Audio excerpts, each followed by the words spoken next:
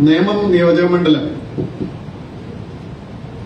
കേരളത്തിൽ ഇന്ന് വളരെ ശ്രദ്ധ ആകർഷിച്ചിട്ടുള്ളത് ബിജെപിയുടെ ഒരു MLA ജയിച്ചു കഴിഞ്ഞ മണ്ഡലം അതുകൂടി ഇല്ലാതാക്കണം എന്ന ആവേശത്തോടെ ചിലരൊക്കെ വരുന്നു, അങ്ങനെ പറയുന്നു എന്നുള്ളതുകൊണ്ടാണ്. ഇതിലൊരു കാര്യം മനസ്സിലാക്കാനുള്ളത്, നേമം മണ്ഡലം മാത്രമാകില്ല അങ്ങനെ താമര വിരിയാൻ പോകുന്നത് എന്ന് ഉറപ്പാണ്. മറ്റെത്രയോ സ്ഥലങ്ങളിൽ താമര വിരിയാൻ റെഡിയായി ഇരിപ്പുണ്ട്. അപ്പൊ അവിടെയെല്ലാം നമ്മൾ ഈ ടോം ആൻഡ് ജെറി കാർട്ടൂണിലൊക്കെ കാണുന്ന പോലെ എല്ലായിടത്തും പോയി താമര ഒതുക്കി വെക്കാനൊന്നും പറ്റുന്ന സ്ഥിതിയിലല്ല ഇനി. മറ്റൊരു കാര്യം പറയുന്നത്, ഇതിനുവേണ്ടി കോൺഗ്രസിന്റെ ഒരു കരുത്തൻ അദ്ദേഹം ഇവിടെ ഇന്ന് ലാൻഡ് ചെയ്തിട്ടുണ്ടെന്നാണ് ഇപ്പൊ എല്ലാവരും മാധ്യമങ്ങളിലൊക്കെ പറയുന്നത്. ഒ രാജഗോപാലേട്ടൻ, ഇവിടുത്തെ ആദ്യത്തെ BJP MLA ആയ അദ്ദേഹം പറഞ്ഞു അദ്ദേഹം ശക്തനാണ് എന്ന്. ഒ രാജഗോപാലൻ, അദ്ദേഹം അതിലൊരു രാജനുണ്ട്. അതുപോലെ തന്നെ ഈ വരുന്ന കരുത്തന്റെ കൂടെ വളരെയധികം വർഷങ്ങൾ ചൂടറിഞ്ഞ് പ്രവർത്തിച്ച മറ്റൊരു രാജനുണ്ട്, രാജ്മോഹൻ ഉണ്ണിത്താൻ. ആ രാജ്മോഹൻ ഉണ്ണിത്താനും ഇദ്ദേഹത്തിന്റെ കരുത്തിനെ കുറിച്ച് പറഞ്ഞത് നിങ്ങൾക്കെല്ലാം യൂട്യൂബിലും വാട്സാപ്പിലും ഒക്കെ ലഭ്യമാണ്. അപ്പൊ ഏത് കരുത്താണെന്ന് നിങ്ങൾ നോക്കി മനസ്സിലാക്കിയാൽ മതി. ഏത് രാജൻ പറഞ്ഞ കരുത്താണ് കൂടുതൽ അറിഞ്ഞ് ചൂടും ചോരും അറിഞ്ഞ രാജ്മോഹൻ ഉണ്ണിത്താൻ പറഞ്ഞ കരുത്താണോ ആ കരുത്ത് എന്ന് നമ്മൾ നോക്കി മനസ്സിലാക്കിയാൽ മതി.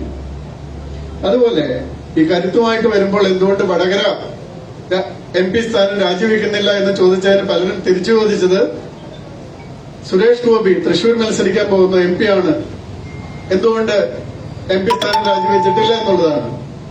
അതിന് വളരെ കൃത്യമായിട്ടുള്ള ഉത്തരവുണ്ട്. സുരേഷ് ഗോപി ഒരു എലക്റ്റഡ് MP അല്ല, സുരേഷ് ഗോപി ഒരു നോമിനേറ്റഡ് MP ആണ്, ആർട്ടിസ്റ്റ് എന്ന നിലയിൽ. അതുകൊണ്ട് സുരേഷ് ഗോപി MP സ്ഥാനം രാജിവെച്ചാൽ അവിടെ ഒരു ഇലക്ഷന്റെ ആവശ്യമില്ല. കേന്ദ്ര ഗവൺമെന്റിന് അവിടേക്ക് ഒരു MP നോമിനേറ്റ് ചെയ്യാം, അത്രയേ ഉള്ളൂ. അതുകൊണ്ട് പുതിയൊരു ഇലക്ഷൻ അവിടെ ഉണ്ടാകുന്നേയില്ല. ഇതെല്ലാവരും മനസ്സിലാക്കണം. പലരും ചോദിക്കും എന്തുകൊണ്ട് സുരേഷ് ഗോപി രാജിവെക്കുന്നില്ല. ഇന്നലെ ഒരു ചാനലിൽ കണ്ടില്ലേ, അദ്ദേഹം പണം വേസ്റ്റ് ചെയ്യും. വാസ്തവത്തിൽ അവിടെ ഒരു ഇലക്ഷനേ ഇല്ല, നോമിനേറ്റഡ് MP ആണ്. അതുകൊണ്ട് തന്നെ അവിടെ ഒരു ഇലക്ഷൻ വരുന്നില്ല. ഞാൻ നിങ്ങളോട് പറഞ്ഞത് ചിലതിന് ഉത്തരങ്ങൾ കാണുന്നില്ല, അതുകൊണ്ട് പറഞ്ഞതാണ്. പിന്നെ അദ്ദേഹത്തിന്റെ ഇലക്ഷൻ ചരിത്രമൊക്കെ നമുക്ക് കൃത്യമായിട്ട് 89 മുതൽ അറിയാവുന്നതുകൊണ്ട് ഞാൻ കൂടുതൽ അതിലേക്ക് പോകുന്നില്ല. LDF തുടർച്ചയായിട്ട് ഭരിക്കാനുള്ള എല്ലാ തയ്യാറെടുപ്പും നടത്തി എന്നാണ് പറയുന്നത്. LDF തുടർച്ചയായിട്ട് ഭരിച്ചാൽ എന്ത് സംഭവിക്കും എന്നുള്ളതിന്റെ ഉത്തമ മാതൃകകളാണ് ബംഗാളും ത്രിപുരയും. അപ്പൊ അതുകൊണ്ട് ആ ബംഗാളും ത്രിപുരയും പോലെ കേരളം ആകണോ എന്നുള്ളതും കേരളത്തിലെ ജനങ്ങൾ ചിന്തിക്കേണ്ടതാണ്. അതാണ് ഏറ്റവും പ്രധാനപ്പെട്ട കാര്യം. ഇന്നിപ്പോ കേരളത്തിൽ കാണുന്ന ഇതര സംസ്ഥാന തൊഴിലാളികളിൽ ബഹുഭൂരിപക്ഷവും വരുന്നത് ബംഗാളിൽ നിന്നാണ്. ഇനി നമ്മള് ഇതേപോലെ നമ്മുടെ ഒരു വലിയ ഭൂരിപക്ഷം ജനത മറ്റ് സംസ്ഥാനങ്ങളിലേക്ക് പോകണോ? ഇപ്പൊ UPയുടെ കാര്യം എടുത്തു നോക്കാം. ഉത്തർപ്രദേശ് വളരെ സ്വതന്ത്രമായിട്ടുള്ള പഠനങ്ങൾ ഇപ്പോൾ കാണിക്കുന്നത് കഴിഞ്ഞ 3.5 വർഷം കൊണ്ട് UPയിൽ ഉണ്ടായിട്ടുള്ള മാറ്റങ്ങളാണ്. ഇപ്പൊ കൊറോണ വന്ന സമയത്തൊക്കെ UPയിലേക്ക് ഇതേപോലെ ഇതര സംസ്ഥാന തൊഴിലാളികൾ ആയിട്ടുണ്ടായിരുന്നവർക്ക് തിരിച്ചു പോകേണ്ട ഘട്ടം വന്നിരുന്നു. അവിടെ ഇപ്പൊ സംഭവിക്കുന്നത് കഴിഞ്ഞ 3.5 വർഷത്തിനിടയിൽ ഉത്തർപ്രദേശിന്റെ അവിടുത്തെ സ്റ്റേറ്റ് മൊത്ത ആഭ്യന്തര വരുമാനം 10 ട്രില്യൺ രൂപയിൽ നിന്നും 21 ട്രില്യൺ രൂപയായിട്ട് വർദ്ധിച്ചു എന്നുള്ളതാണ്. അവരുടെ ശരാശരി വരുമാനം ഒരാളുടെ ഇരട്ടിയായി 3.5 വർഷം കൊണ്ട് വന്ന മാറ്റമാണ്. 17% അവിടെ അൺഎംപ്ലോയ്മെന്റ്, ജോലിയില്ലാത്തവരുടെ ശതമാനം 17 ആയിരുന്നത് ഈ 3.5 വർഷം കൊണ്ട് ഇപ്പോൾ അത് 4.25 മാത്രമായിട്ട് കുറഞ്ഞു. വലിയ മാറ്റങ്ങളാണ് ഇത്രയും വലിയ സംസ്ഥാനമായിട്ടുള്ള UPയിൽ വരുന്നത്.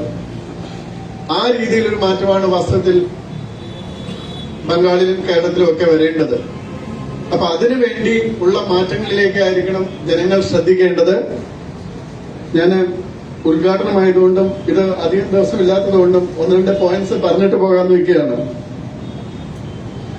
അതുകൊണ്ട് തുടർ ഭരണത്തിന്റെ പ്രസക്തി എന്ന് പറഞ്ഞ് വരുന്നവർ ശ്രദ്ധിക്കേണ്ട ഒരു കാര്യം നോക്കണം. ഇവിടെയുള്ള തുടർ ഭരണത്തിന്റെ സ്ഥാനാർത്ഥി 2015 നിയമസഭയിൽ നടത്തിയ പ്രകടനത്തിന്റെ പേരിൽ കേസുണ്ടായി. ആ കേസ് മജിസ്ട്രേറ്റ് കോടതി വിഡ്രോ ചെയ്യാൻ സമ്മതിച്ചില്ല, ഹൈക്കോടതി സമ്മതിച്ചില്ല.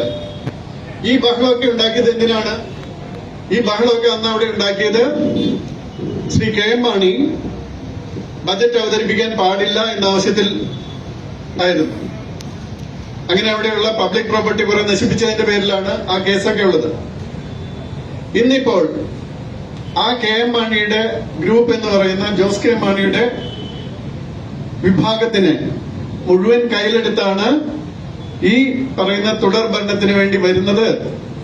എന്താണ് ഇവരുടെ രാഷ്ട്രീയ സദാചാരം? അന്ന് ഇത്രയധികം അക്രമങ്ങൾ നടത്തി ബഹളമുണ്ടാക്കാനായിട്ടുണ്ടാക്കിയ ആ വസ്തുത ശരിയാണോ തെറ്റാണോ? ഇപ്പൊ അത് രാഷ്ട്രീയ പ്രശ്നമല്ല എന്ന് പറയുന്നത്. ഇത് രാഷ്ട്രീയ പ്രശ്നമല്ല, ഇത് പബ്ലിക് പ്രോപ്പർട്ടി അടക്കം നശിപ്പിച്ച് ഒരു വലിയ പ്രശ്നം കൊണ്ടുവന്നിട്ട് അവരെ തന്നെ ഇപ്പൊ കൂട്ടുപിടിച്ചിരിക്കുകയാണ്. അപ്പൊ അങ്ങനെ ഒരു രാഷ്ട്രീയ സദാചാരമോ രാഷ്ട്രീയ ബോധമോ ഒന്നുമില്ലാത്ത വിധത്തിൽ പെരുമാറുന്ന ഒരു വിഭാഗമാണ് തുടർ ഭരണത്തിന് ശ്രമിക്കുന്നത് എന്ന് നിങ്ങൾ മനസ്സിലാക്കണം. ഇതാണ് പ്രധാനമായിട്ടുള്ളത്. ഏതെങ്കിലും രാഷ്ട്രീയ സദാചാര ബോധം ധാർമ്മികത ഉണ്ടായിരുന്നെങ്കിൽ നമ്മൾ ഏറ്റവും അധികം എതിർത്തിരുന്ന, തങ്ങൾ ഏറ്റവും അധികം പറഞ്ഞിരുന്ന ബാർക്കോഴ കേസിലെ കാര്യങ്ങൾ വെച്ച് പറഞ്ഞിരുന്ന ആ വിഭാഗത്തിനെ കേസെല്ലാം തീർത്ത് കേസെല്ലാം ഇല്ലാതാക്കി സ്വന്തം കൊടിക്കുഴിയിൽ കീഴിൽ കൊണ്ടുവരുന്നത് എന്തിനാണ്? അത് ജനങ്ങള് മനസ്സിലാക്കേണ്ട കാര്യമാണ്. അതുകൊണ്ട് തുടർ ഭരണത്തിന് വരുന്ന അവരെ പറ്റി ജനങ്ങളെ ശരിക്കും ബോധവാന്മാരാക്കണം. അവരുടെ ലക്ഷ്യം യാതൊരു ധാർമ്മികതയുമില്ലാത്ത കാര്യങ്ങളാണ്. പിന്നെ പറയുന്നത് കഴിഞ്ഞ 5 വർഷം എടുത്ത MLA ലഭ്യമല്ലായിരുന്നു, അങ്ങനെയുള്ള കാര്യങ്ങളൊക്കെയാണ്. ഞാൻ മനസ്സിലാക്കിയത് കഴിഞ്ഞ 5 വർഷവും ഈ MLAയുടെ ഫണ്ട് പൂർണ്ണമായിട്ടും ജനങ്ങൾക്ക് ഉപയുക്തമാകുന്ന രീതിയിൽ വിനിയോഗിച്ചു എന്നത് കൂടാതെ 430 കോടി രൂപയോളം വരുന്ന സെൻട്രൽ ഫണ്ടും ഈ നിയോജക മണ്ഡലത്തിൽ കൊണ്ടുവരാനായിട്ട് കഴിഞ്ഞ MLAക്ക് ആയി എന്നുള്ളതാണ്. ഇത് മറ്റ് പല കോൺസ്റ്റിറ്റ്യുവൻസിയിലും സംഭവിക്കാത്ത കാര്യങ്ങളാണ്. അപ്പൊ അതുകൊണ്ട് അടുത്ത തുടർഭരണത്തിന്റെ കാര്യം വരുമ്പോൾ നിങ്ങൾ ശ്രദ്ധിക്കേണ്ടത് എന്തൊക്കെയായിരുന്നു ഇവരുടെ, എന്ത് പറഞ്ഞാണ് വന്നത്. അതിൽ നിങ്ങൾ ഓർക്കുന്നുണ്ടാവും, ഇന്നസെന്റും KPICയിൽ എഴുതിയൊക്കെ പരസ്യം നടത്തുന്നത് മദ്യത്തിനെ പറ്റി. ഈ കഴിഞ്ഞ 5 വർഷം ആകാൻ പോകുന്നുള്ളൂ, ഇതിനിടയിൽ തന്നെ 65,000 കോടി രൂപയുടെ മദ്യം വിറ്റാണ് ഈ സർക്കാർ നിലനിന്നത്. വാസ്തവത്തില് മദ്യവർജനം എന്ന് പറഞ്ഞു വന്ന ഒരു സർക്കാർ മദ്യത്തിൽ കേരളത്തെ മുഖ്യതിന്റെ ഒരു ഉദാഹരണമേ നമുക്ക് പറയാൻ പറ്റുള്ളൂ. സ്ത്രീ സുരക്ഷ, അതായിരുന്നു വലിയൊരു മുദ്രാവാക്യം. 2-3 എക്സാമ്പിൾ മാത്രമേ പറയുന്നുള്ളൂ, മറ്റു നിരവധി എക്സാമ്പിൾസ് ഉണ്ട്. നിങ്ങൾ നോക്കുക, ഇപ്പൊ വാളയാറിലെ കുട്ടികളുടെ അമ്മ തല മുണ്ടനം ചെയ്ത് സമരത്തിലിരിക്കുകയാണ്. അവരിനി മത്സരിക്കാൻ പോകുന്നു എന്ന് പറയുന്നു. ആ വാളയാർ കുട്ടികൾക്ക് എന്താണ് സംഭവിച്ചത്? അവർക്ക് എന്ത് സുരക്ഷയാണ് കൊടുക്കാൻ പറ്റിയത്? അതിനുശേഷം എന്താണ് ചെയ്തത്? അതുപോലെ ജസ്ന എന്ന പെൺകുട്ടിയുടെ കാര്യം നോക്കുക. ഇപ്പൊ CBI രജിസ്റ്റർ ചെയ്ത FIR അടക്കം പറയുന്നത് അത് തീവ്രവാദികൾ ഇന്ത്യയിൽ നിന്ന് തന്നെ കടത്തിക്കൊണ്ടുപോയെന്ന് സംശയിക്കുന്നു എന്നാണ്. അതുപോലെ ഇപ്പൊ കോവിഡ് ബാധിച്ച് ആസ്പത്രിയിലേക്ക് കൊണ്ടുപോയ പെൺകുട്ടിയെ ആംബുലൻസിൽ വെച്ച് ബലാത്സംഗം ചെയ്ത ചരിത്രവുമുണ്ട്. ഇതൊക്കെ കേരളത്തില് വലിയ സമരങ്ങളായിട്ട് ബാധിക്കാതിരുന്നത് 1 കൊറോണയും 2 അപ്പുറത്ത് സമരം ചെയ്യുന്ന രീതിയിൽ സമരം ചെയ്യുന്ന വിഭാഗക്കാർ ഇപ്പുറത്ത് ഇല്ല. ഇവരൊക്കെ കുറെ കൂടി സംയമനം പാലിച്ച് ചെയ്യുന്നവരാണ് എന്നതുകൊണ്ട് മാത്രമല്ലേ? അല്ലെങ്കിൽ ഈ ഒരു കേസ് മതിയായിരുന്നല്ലോ കേരളം കത്തിയെരിയാനായിട്ട്. അടുത്തത് അഴിമതി. ഇപ്പോ അഴിമതി ഇല്ലാതാക്കും എന്ന് പറഞ്ഞ് വന്ന ആൾക്കാരാണ്. മുഖ്യമന്ത്രിയുടെ പ്രിൻസിപ്പൽ സെക്രട്ടറി തന്നെ സ്വർണ്ണക്കടത്തിനും ഡോളർ കടത്തിനും കൂടി ഇത്രയധികം ദിവസം ജയിലിൽ കിടക്കേണ്ടി വന്ന ഒരു സംഭവം കേരളത്തിൽ ഈ സമയത്തല്ലാതെ മറ്റെപ്പോഴെങ്കിലും ഉണ്ടായിട്ടുണ്ടോ ഇന്ത്യയിൽ ഏതെങ്കിലും സംസ്ഥാനത്ത്? പിന്നെ അഴിമതിയെ പറ്റി എന്താണ് പറയാനുള്ളത്? അറിഞ്ഞില്ല എന്ന് മാത്രം പറഞ്ഞാൽ മതിയോ? പിന്നെ വികസനം എന്ന പരസ്യം, ഇപ്പോ ഗെയിൽ പദ്ധതി വന്നു, 2-3 ബൈപ്പാസുകൾ വന്നു. ഗെയിൽ പദ്ധതി ആരാണ് വരാതിരിക്കാൻ കാരണമായത്? അവര് തന്നെ സമരം ചെയ്തുകൊണ്ടിരുന്നു. ആ സമരം നിർത്തിയപ്പോ ഗെയിൽ പദ്ധതി സെൻട്രൽ ഗവൺമെന്റിന്റെ പ്രഷറും പണവും എല്ലാം കൂടി എത്തിയപ്പോൾ നടപ്പാക്കേണ്ടി വന്നു, നടപ്പായി. അതാണ് സംഭവിച്ചത്. അതല്ലെങ്കിൽ ഇവരുടെ ഇതിന് മുന്നുള്ള ഗവൺമെന്റിന്റെ സമയത്ത് ചെയ്യാമായിരുന്നല്ലോ. 2006-11 ഗവൺമെന്റിന്റെ കാലത്ത് ചെയ്യാമായിരുന്നു. അത് നടന്നില്ലല്ലോ. അതുപോലെ ബൈപ്പാസുകൾ വന്നത് 50-60 വർഷം മുമ്പ് തുടങ്ങിയ ബൈപ്പാസുകള് മോഡിജി ഗവൺമെന്റ് വന്നതിന് ശേഷമുണ്ടായ നിർബന്ധങ്ങൾക്ക് വിധേയമായിട്ട് നടപ്പാക്കേണ്ടി വന്നതാണ്. അതിന് പൈസ കൃത്യമായിട്ട് കൊടുത്തു. എത്ര കോടി രൂപയാണ് കേരളത്തിന്റെ വികസനത്തിനായിട്ട് കേന്ദ്ര ഗവൺമെന്റ് കൊടുക്കാൻ സമ്മതിച്ചിരിക്കുന്നത്? അത് കൃത്യമായിട്ട് ഉപയോഗിക്കുന്നില്ല എന്നുള്ളത് മാത്രമാണ് കാരണം. അതുപോലെ ഇവര് പറയുന്നത് പൊതുവിദ്യാഭ്യാസ വിദ്യാലയങ്ങളിൽ 6.25 ലക്ഷത്തിലധികം കുട്ടികൾ കൂടുതലായി ചേർന്നു എന്നാണ്. ആ കണക്ക് അവര് തന്നെ തെറ്റാണെന്ന് പറഞ്ഞു. 2015-16 അപേക്ഷിച്ച് 2019-20 ആകുമ്പോൾ 40,000-ഓളം കുട്ടികൾ കുറവായിരുന്നു എന്ന കണക്കും കൃത്യമായിട്ട് വന്നിട്ടുണ്ട്. പിന്നീടുള്ളതാണ് കേന്ദ്ര പദ്ധതികളുടെ പേര് മാറ്റി കേരളത്തിൽ ഉപയോഗിക്കുന്നത്. വാസ്തവത്തിൽ ഈ ഇലക്ഷനിൽ കൃത്യമായിട്ട് പറഞ്ഞു കൊടുക്കേണ്ട ഒരു കാര്യം ഇതാണ്: ഏതെല്ലാം കേന്ദ്ര പദ്ധതികൾ ആണ് ഇവിടെ പേര് മാറ്റി സർക്കാരിന് വേണ്ടി ചെയ്യുന്നത്? അത് വലിയൊരു ലിസ്റ്റ് ഉണ്ട്. അത് ഭവന പദ്ധതിയായാലും വെള്ളം കൊടുക്കുന്ന പദ്ധതിയായാലും അതുപോലെ LED ലാമ്പിന്റെ പദ്ധതിയായാലും അങ്ങനെ നിരവധി പദ്ധതികൾ പേര് മാറ്റി ഇവിടെ പരസ്യം ചെയ്ത് കൊടുക്കുന്നുണ്ട്. ക്ഷേമ പദ്ധതികൾ, ഇപ്പൊ തൊഴിലുറപ്പിന് കൊടുക്കുന്ന പണം എവിടെ നിന്നാണ് വരുന്നത്? ഇവിടെ പറഞ്ഞു വിശ്വസിപ്പിച്ചിരിക്കുന്നത് ഇത് കേരള സർക്കാരാണ് കൊടുക്കുന്നതെന്നാണ്. പക്ഷെ യാഥാർത്ഥ്യം കേന്ദ്ര ഗവൺമെന്റാണ് കൊടുക്കുന്നത് എന്നതാണ്. ഇത് പലർക്കും അറിയില്ല. അത് കൃത്യമായിട്ട് പറഞ്ഞ് മനസ്സിലാക്കണം. ഇതുപോലെ അംഗൻവാടികൾക്ക് കൊടുക്കുന്ന പൈസകളൊക്കെ, ഇതുപോലെ നിരവധി വികസന ക്ഷേമ പ്രവർത്തനങ്ങൾ കേന്ദ്ര സർക്കാർ ചെയ്യുന്നത് പലതും പേര് മാത്രം മാറ്റി ഈ ഗവൺമെന്റ് ഇതിന്റേതായിട്ട് കോടിക്കണക്കിന് രൂപ ഉപയോഗിച്ച് പരസ്യം ചെയ്ത് ജനങ്ങളെ എന്താണ് പറയുന്നത്, ഒരു മയക്കത്തിലാക്കിയിട്ടുണ്ടെന്നതൊരു യാഥാർത്ഥ്യമാണ്. വാസ്തവത്തിൽ പരസ്യം കൊടുക്കുന്ന കാര്യത്തിൽ ഈ ഗവൺമെന്റ് വളരെ മികച്ചതായിരുന്നു. ഏറ്റവും അധികം പരസ്യം കൊടുത്തു.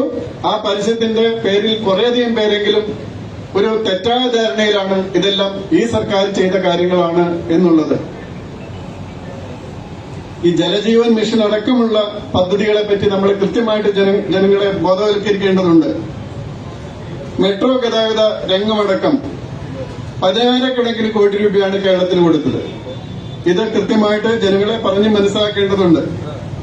അതുപോലെ ഓരോ വർഷവും 5 ലക്ഷം വീതം തൊഴിലുണ്ടാക്കുമെന്ന് പറഞ്ഞു വന്നിട്ട് എന്താണ് ചെയ്തത്? തൊഴിൽ മിക്കവാറും ഉണ്ടായത് പോലും പിൻവാതിൽ വഴി സ്വജനപക്ഷപാതം കാണിച്ച് അവരുടെ ആൾക്കാർക്ക് മാത്രം കൊടുക്കുന്ന ഒരു ഘട്ടമുണ്ടായി.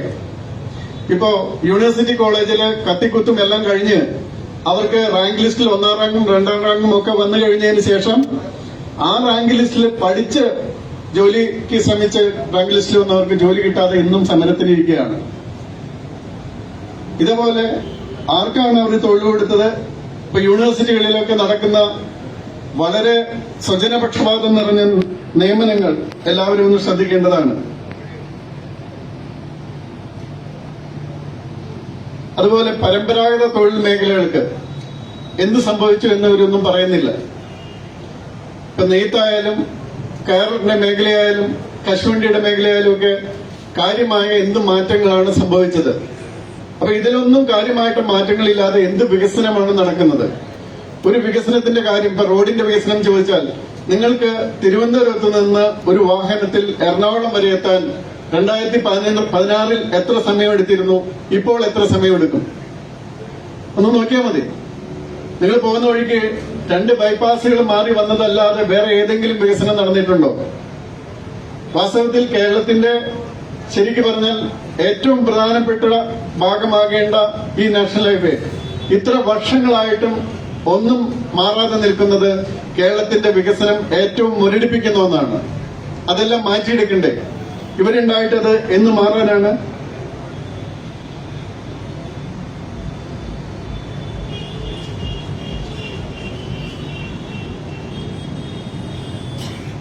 ആകെ കൂടിയത് തീവ്രവാദ കൊലക്കേസുകളാണ്. എത്ര തീവ്രവാദികൾ നടത്തിയ കൊലപാതകങ്ങൾ, അവസാനമായിട്ട് നന്ദുകൃഷ്ണയുടെ കൊലപാതകം വരെ. എന്താണ് ഇങ്ങനെ തീവ്രവാദ കൊലക്കേസുകൾ വർദ്ധിക്കുന്നത്? ഇന്നിപ്പോ നിങ്ങൾക്ക് പത്രത്തിൽ നിന്ന്, മാധ്യമങ്ങളിൽ നിന്ന് അറിയാം. NIA റെയ്ഡ് നടത്തി IS റിക്രൂട്ട്മെന്റിന് കൊണ്ടുപോയിരുന്ന, അതിലേർപ്പെട്ടിരുന്ന 3 പേരെ അറസ്റ്റ് ചെയ്തിരിക്കുന്ന വിവരം. അതുപോലെ വാസ്തവത്തിൽ കേരളത്തിലുണ്ടായിരിക്കുന്ന വർധന എന്ന് പറയാവുന്നത് തീവ്രവാദത്തിന്റെ വർധന മാത്രമാണ്. അത് വളരെയധികം വർദ്ധിച്ചു വരുന്നുണ്ട് എന്നുള്ളൊരു യാഥാർത്ഥ്യം നമ്മളെല്ലാവരും വളരെ ഭീഷണിയോടെ തന്നെ കാണേണ്ട ഒന്നാണ്. ഇനി പറയുന്നത് കൃഷി നിയമങ്ങളെ കുറിച്ചൊക്കെയാണ്. ഇപ്പൊ കുട്ടനാട്ടിൽ രാമങ്കരിയിലൊക്കെ സമരത്തിന് ഇരിക്കുന്നുണ്ട്. ഈ കേരളത്തില് മണ്ടികളൊന്നുമില്ല, APMC എന്ന് പറയുന്ന ഒരു സംവിധാനമില്ല. ഇത് കർഷകരുടെ ഏതെങ്കിലും പർച്ചേസ് ചെയ്യുന്നതിനായിട്ട്. ഇപ്പൊ കുട്ടനാട്ട് ആകട്ടെ പാലക്കാട്ടാകട്ടെ നെല്ല് ഉണ്ടായാല് ആ നെല്ല് എടുക്കാനായിട്ട് എത്ര കാലതാമസമുണ്ട്, അതിന് പണം കൊടുക്കാൻ എത്ര കാലതാമസമുണ്ട്. ഇതൊന്നുമില്ലാതെ കർഷകന് ഏറ്റവും കൂടുതൽ വില കിട്ടുന്ന വിധത്തിൽ ആ നിയമം ഉണ്ടാക്കിയതിനെതിരായിട്ടാണ് പ്രതിഷേധം നടക്കുന്നത്. അന്ന് കേരളത്തിൽ ഈ മണ്ടികൾ ഉണ്ടാക്കാനൊരു നിയമം ഉണ്ടാക്കുന്നുമില്ല. ഇതുപോലെ മറ്റ് കുറെ കാര്യങ്ങള്. ഇപ്പോ ഇന്ന് ഞാൻ പത്രത്തിൽ വായിച്ചു ഏത്തക്കായുടെയും കപ്പയുടെയും കാര്യം. ഇപ്പൊ കപ്പ കൃഷിക്കാര് കപ്പ ആക്ച്വലി ഉഴുതുമറിച്ച് കളയുന്നു. കാരണം 3-4 രൂപയാണ് 1 കിലോ കപ്പയ്ക്ക് കിട്ടുന്നത്, മാർക്കറ്റിൽ 30 രൂപയാണ്.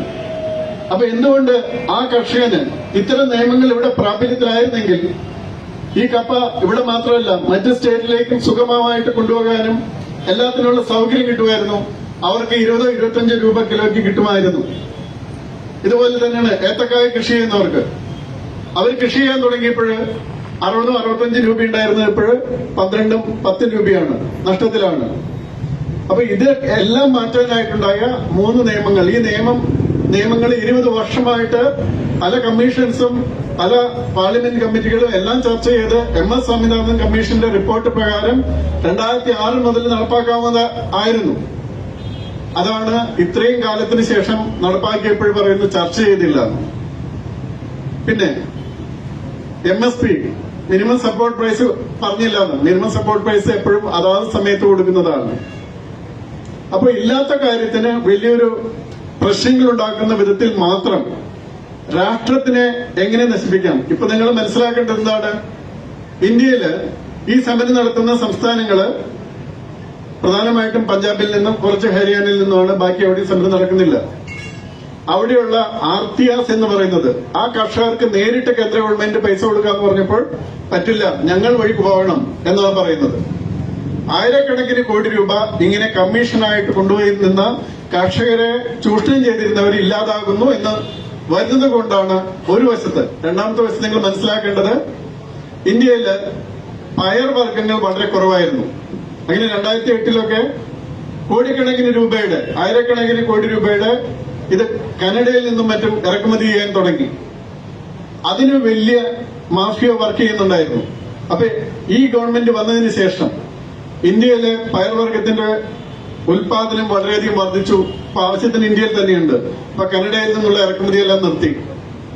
അപ്പൊ അങ്ങനെ വന്ന ആൾക്കാരും കൂടിയാണ് ഈ സമരങ്ങൾ ചെയ്യുന്നത്. ഞാൻ പറയുന്നത് ഇവിടെ ഉണ്ടാകാൻ പോകുന്ന 1-2 ക്വസ്റ്റ്യൻസ് ആണ്. കർഷകരെ ബുദ്ധിമുട്ടിക്കാനായിട്ട് നിയമങ്ങൾ ഉണ്ടാക്കി. എന്താണ് ബുദ്ധിമുട്ടെന്ന് ഒരാളും പറയുന്നില്ല. കർഷകർ ഈ 3 നിയമങ്ങൾ വന്നതുകൊണ്ട് കർഷകർക്ക് ഇന്നുള്ള ഒരു അവകാശവും ഇല്ലാതാകുന്നില്ല. അവർക്ക് ആവശ്യമുണ്ടെങ്കിൽ കോൺട്രാക്ട് ഫാമിന് പോകാം, അവർക്ക് ആവശ്യമുള്ള സ്ഥലത്ത് അവർക്ക് ആവശ്യമുണ്ടെങ്കിൽ വിൽക്കാം. ഇങ്ങനെയുള്ള കുറെ സൗകര്യങ്ങൾ ഉണ്ടാകുന്നു എന്നല്ലാതെ. അപ്പൊ അതുകൊണ്ട് ഇത്തരം കാര്യങ്ങൾ നിങ്ങൾ പറയണം. ഇനി കൊറോണ കൈകാര്യം ചെയ്ത രീതി, അത് കേരള ഗവൺമെന്റും കേന്ദ്ര ഗവൺമെന്റും കൈകാര്യം ചെയ്ത രീതികളുണ്ട്. എല്ലാവർക്കും വളരെ വ്യക്തമാണ്. ഇപ്പൊ കേരളത്തിൽ തന്നെ, ബാക്കി എല്ലായിടത്തും, ഇപ്പൊ മഹാരാഷ്ട്രയിൽ വീണ്ടും വന്നിട്ടുണ്ട്. കൊറോണ ഇല്ലാതായപ്പോൾ കേരളത്തിൽ കൊറോണ വളരെയധികം വർദ്ധിച്ചു. അവസാനം തമിഴ്നാടും കർണാടകവും ഒക്കെ കേരളത്തിന് അങ്ങോട്ട് കിടക്കുന്നത് നിരോധിക്കുന്ന ഘട്ടത്തിൽ വരെ എത്തി. അതുപോലെ കൊറോണയുടെ കാര്യത്തിൽ ഇപ്പൊ ലോകത്ത് ഒരു രാജ്യവും ചെയ്യാത്തതുപോലെ 70 രാജ്യങ്ങൾക്കാണ് ഇന്ത്യ വാക്സിൻ കൊടുത്തിട്ടുള്ളത്. അത് ഇന്ത്യയുടെ ശത്രു എന്ന് പറഞ്ഞു കിടക്കുന്ന പാകിസ്ഥാൻ വരെ മറ്റ് സോഴ്സിൽ നിന്ന് ആ കൊറോണ വാക്സിൻ കൊണ്ടുവന്നു, അവർ ഉപയോഗിക്കുന്നു. അമേരിക്ക പോലും മറ്റൊരു രാജ്യത്തിനും കൊറോണ വാക്സിൻ കൊടുത്തിട്ടില്ല. 140 കോടി ജനങ്ങളുള്ള ഇന്ത്യയിൽ ഉണ്ടായ ഡെത്ത് അതുപോലുള്ള കാര്യങ്ങൾ താരതമ്യേന വളരെ കുറവായിരുന്നു ലോകരാഷ്ട്രങ്ങളുമായിട്ട് നമ്മൾ കണക്കാക്കുമ്പോൾ. അതുപോലെ അതിലെടുത്ത പ്രതിരോധ നടപടികൾ അത്ര നന്നതായിരുന്നു. മാത്രമല്ല, ഇത് കഴിഞ്ഞ് നമ്മുടെ സമ്പദ് വ്യവസ്ഥ ലോകത്തിലെ ഏറ്റവും നല്ല സമ്പദ് വ്യവസ്ഥയായിട്ട് ഈ വർഷം ഡബിൾ ഡിജിറ്റ് 10ന് കൂടുതലുള്ള ഉയർന്ന നിരക്കിലുള്ള വളർച്ച കൈവരിക്കാൻ പോവുകയാണ്. അപ്പൊ ഇതൊക്കെയാണ് നമ്മൾ കൃത്യമായിട്ട് പറഞ്ഞ് കൊടുക്കേണ്ട കാര്യങ്ങൾ. ഇനി യാദവ കുലം പോലെ BJP കേരളത്തിൽ ഇല്ലാതാകും എന്ന് പറഞ്ഞ ആ വിഭാഗങ്ങളുടെ എന്തൊക്കെയാവുന്നു എന്ന് നിങ്ങൾ കണ്ടുകൊണ്ടിരിക്കുന്നുണ്ട്. ഏതായാലും LDFും UDFനും വ്യത്യാസമുണ്ടോ എന്ന് നമ്മൾ നോക്കണമെങ്കിൽ കുറച്ചപ്പുറത്ത് കിടന്ന് കന്യാകുമാരി ജില്ലയിലോ അതല്ലെങ്കിൽ നമ്മള് ബംഗാളിലോ ആസാമിലോ ഒക്കെ പോയി നോക്കിയാൽ മതി. എല്ലാം ഒന്ന് തന്നെയാണ്. എല്ലാവരും ഇനി അബദ്ധത്തിലെങ്ങാൻ കന്യാകുമാരിയിൽ ഒട്ടിക്കേണ്ട പോസ്റ്റർ ഇവിടെ തിരുവനന്തപുരത്ത് ഏതെങ്കിലും മണ്ഡലത്തിൽ വന്നാൽ അവർക്ക് വലിയ അപകടം പറ്റും. അതേപോലെയാണ്. അപ്പൊ അതുകൊണ്ട് LDFും UDFും ഒന്ന് തന്നെയാണ്, വ്യത്യസ്തമല്ല എന്നുള്ള കാര്യവും നമ്മൾ മനസ്സിലാക്കേണ്ടതാണ്. ഇനി തുല്യനീതിയാണ് നമ്മൾ ആവശ്യപ്പെടുന്നത്. എല്ലാവർക്കും തുല്യമായിട്ടുള്ള നീതി ഉണ്ടാകണം. ഒരു മതപ്രീണനവും വേണ്ട, പക്ഷെ മതത്തിനെ ഉപദ്രവിക്കലും വേണ്ട. പക്ഷെ എല്ലാ മതങ്ങൾക്കും തുല്യമായിട്ടുള്ള നീതി കിട്ടണം. എല്ലാ മനുഷ്യർക്കും തുല്യമായിട്ടുള്ള നീതി കിട്ടണം. ഏറ്റവും അവസാനമായിട്ട് നിങ്ങളോട് പറയേണ്ട ഒരു പോയിന്റ് എനിക്ക് തോന്നുന്നത് അത് ശബരിമലയെ കുറിച്ചാണ്. അതേക്കുറിച്ചുകൂടി എല്ലാവരും ബോധവാന്മാരായിരിക്കണം. ഇപ്പൊ ചിലരൊക്കെ മാപ്പും ലോക മാപ്പും ഒക്കെ പറഞ്ഞ് നടക്കുന്നുണ്ട്. ഇത് ഏപ്രിൽ 6 വരെയുള്ള ഒരു പരിപാടി മാത്രമാണെന്ന് നമ്മൾ മനസ്സിലാക്കണം. അല്ലെങ്കിൽ അവർ ആദ്യം ചെയ്യേണ്ടിയിരുന്നത് അവര് സുപ്രീം കോടതിയിൽ കൊടുത്ത സത്യവാങ്മൂലം തിരുത്തി ഇതിന് ഇപ്പൊ പറയുന്ന മാപ്പിന് അനുസൃതമായിട്ട് സത്യവാങ്മൂലം കൊടുക്കണമായിരുന്നു. അത് കൊടുത്തിട്ടില്ല. അതുകൊണ്ട് തന്നെ ഇത് ഏപ്രിൽ 6 വരെ. ഒരു കാര്യം വ്യക്തമാണ്, കഴിഞ്ഞ കുറെ വർഷങ്ങളിൽ ഇല്ലാത്തതുപോലെ ഇപ്പോൾ വരുമ്പോൾ ഒരു വോട്ട് ബാങ്ക് ഇപ്പുറത്തും രൂപപ്പെടുന്നു എന്ന് ചിലർക്ക് മനസ്സിലായി തുടങ്ങിയിട്ടുണ്ട്. അത് നമുക്ക് കൃത്യമായിട്ട് കണ്ടാൽ അറിയാം. തൃശ്ശൂരിലെ പൂരത്തിന്റെ കാര്യത്തിലായാലും അതുപോലെ കൊടുങ്ങല്ലൂരിലെ ഭരണിയുടെ കാര്യത്തിലായാലും ഇതുപോലെ നിരവധി സ്ഥലങ്ങളിൽ നടക്കുന്ന കാര്യങ്ങളിൽ പെട്ടെന്ന് ചില നടപടികൾ വരുന്നതിന്റെ കാര്യം തന്നെ ഇത്തരം ഒരു വോട്ട് ബാങ്ക് മറുവശത്ത് ഉണ്ടാകുന്നു എന്നുള്ളൊരു ബോധ്യം പലർക്കും ഉണ്ടാകുന്നു എന്നുള്ളതാണ്. അപ്പൊ അതുകൊണ്ട് ശബരിമലയുടെ കാര്യത്തിൽ അതുപോലെ കൃത്യമായിട്ടുള്ള നടപടികൾ എടുക്കുന്ന കാര്യത്തിൽ ഇവര് ഈ സമൂഹത്തിനെ ഇല്ലാതാക്കാൻ ശ്രമിച്ചവരാണ്. ആ ശ്രമം ഇനിയും ഉണ്ടാകാൻ സാധ്യതയുണ്ട് എന്നുള്ള ബോധ്യം ഉണ്ടായിരിക്കണം. അതുപോലെ എനിക്ക് ഈ മണ്ഡലത്തിൽ പറയാനുള്ളത്, പ്രത്യേകിച്ച് മണ്ഡലത്തിൽ ഉള്ള ആൾക്കാരോട് പറയാനുള്ളത്, ഇവിടെ കരുത്തനായ സ്ഥാനാർത്ഥി വന്നാലും തുടർ ഭരണത്തിലുള്ള സ്ഥാനാർത്ഥി വന്നാലും ഒക്കെ എന്താണ് കാര്യം എന്ന് വെച്ചാല്, ഇപ്പോ കുമ്മനം രാജേട്ടന് വട്ടിയൂർക്കാവ് നിയോജക മണ്ഡലത്തിൽ സംഭവിച്ചത് എന്താണെന്ന് അന്ന് അവിടെ ജയിച്ച സ്ഥാനാർത്ഥി തന്നെ ഇപ്പൊ ഇവിടെ വരുന്ന കരുത്തനായ സ്ഥാനാർത്ഥി തന്നെ പറഞ്ഞിട്ടുണ്ട്. LDFന്റെ വോട്ട് മറിച്ച് അദ്ദേഹത്തെ വിജയിപ്പിച്ചതാണെന്ന്. അങ്ങനെ ഉണ്ടാകാനുള്ള സാധ്യതകൾ ഉള്ളതുകൊണ്ട് 50%-ത്തിലേറെ വോട്ട് മിനിമം കുമ്മനം രാജേട്ടന് കിട്ടുന്ന വിധത്തിൽ, അതായത് ഈ മണ്ഡലത്തിൽ പോൾ ചെയ്യുന്നതിൽ 50%-ത്തിലേറെ, ഇപ്പൊ തന്നെ ഏകദേശം 48% വോട്ട് കിട്ടിയതായിട്ട് കാണുന്നുണ്ട്. ഇനി 3% കൂടിയാണ്.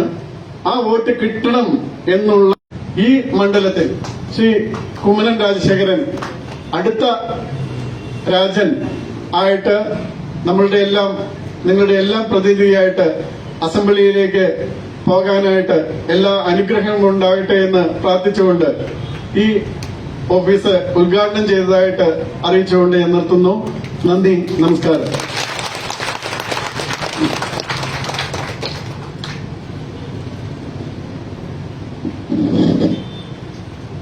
നമ്മുടെ എല്ലാം പ്രിയങ്കരിയും യുവമോർച്ചയുടെ തിരുവനന്തപുരം ജില്ലാ സെക്രട്ടറിയും പാപ്പനംകോട് വാർഡിന്റെ കൌൺസിലറുമായ ആശാനാഥ്, ഇന്ന് ചിറയൻകീഴ് മണ്ഡലത്തിലെ NDAയുടെ സ്ഥാനാർത്ഥിയാണ്.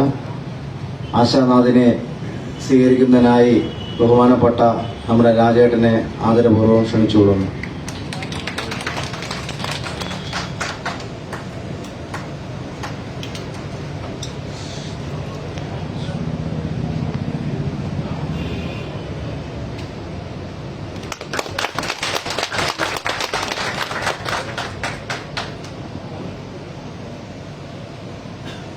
നമ്മുടെ രാജേട്ടന് കെട്ടിവയ്ക്കാനുള്ള തുക കൊണ്ടുവന്നത് നമ്മുടെ ശബരിമല വനവാസി ഊരുമൂപ്പൻ നാരായണൻ അവറുകളാണ്.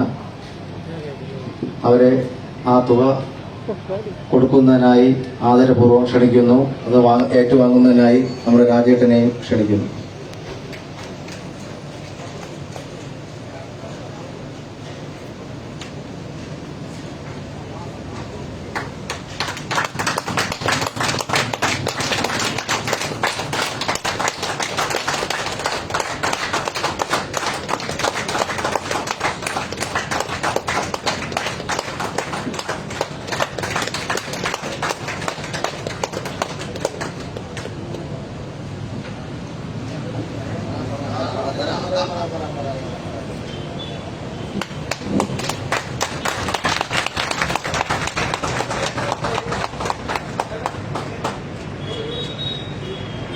നമ്മുടെ ഊരുമൂപ്പൻ നാരായണൻ അവർ അദ്ദേഹത്തെ ആദരിക്കുന്നതിനായി നമ്മുടെ രാജേട്ടനെ ബഹുമാനപൂർവ്വം ക്ഷണിക്കുന്നു.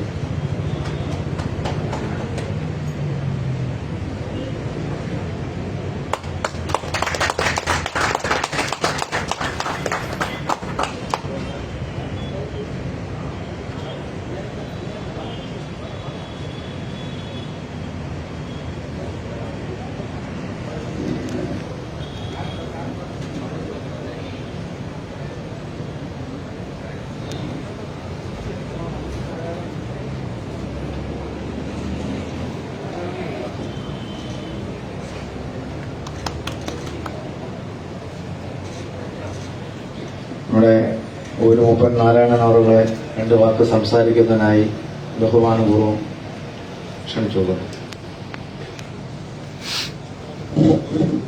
എല്ലാവർക്കും നമസ്കാരം. എനിക്ക് പ്രസംഗിച്ചതൊന്നും വലിയ പരിചയമൊന്നുമില്ല. പിന്നെ ഇപ്പോഴേ ഇവിടെ നിൽക്കുന്ന എല്ലാ രാജേട്ടനൊഴിച്ച് ബാക്കിയുള്ളവർക്കാർക്കും എന്നെ പരിചയമില്ല.